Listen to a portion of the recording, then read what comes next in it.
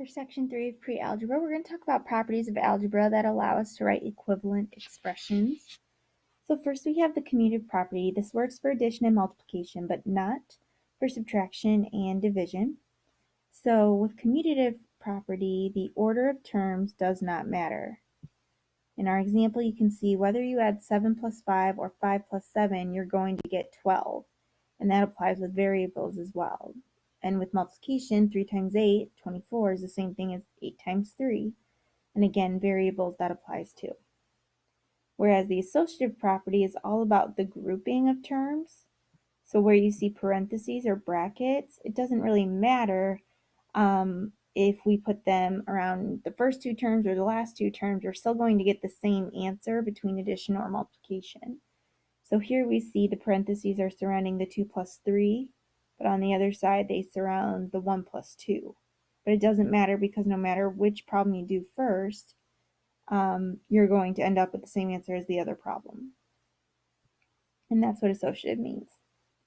Identity property, think about you have your own identity. You want to stay you. You're the same person. So the idea is you want to add to 0 to keep the number the same, to keep its identity, or you want to multiply a number by 1 to keep it the same. And that works with variables as well. So h plus 0, you haven't changed anything by adding 0, so it's still h.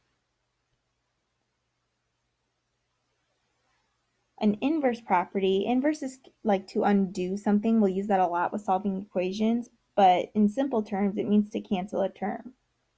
So for adding, we want to add the opposite number for the 2 to cancel out to equal 0. So if you look here, a 5 would add to a negative 5 in order to cancel each other to become 0. Multiplication, we're not really canceling it, but we want it to equal 1, so we're going to use the reciprocal. Try to rewrite that, sorry. This will go on your blank, but with the screen it's hard for me to keep on that.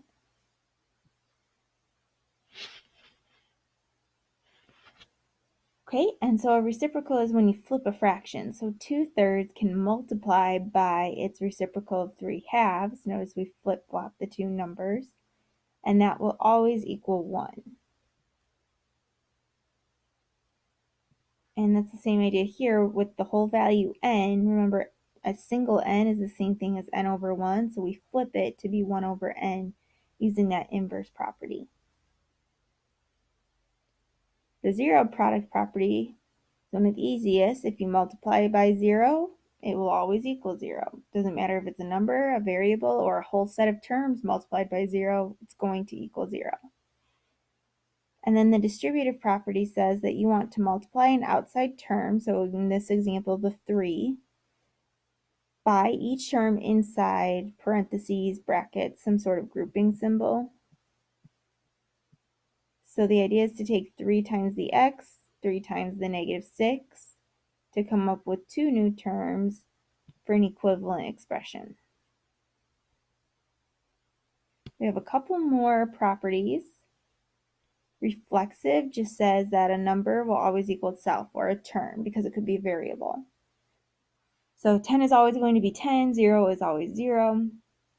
The symmetric property is saying you can write a solution. It doesn't matter which way you write it, x equals 10 or 10 equals x. They mean the same thing. The transitive property applies to a set of 3.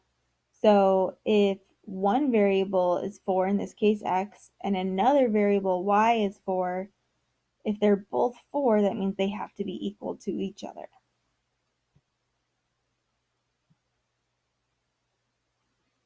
So let's go through and try out the practice problems. Sorry, I'm not going to go through it, you are. And then make sure to check the answer key to see how you're doing with it.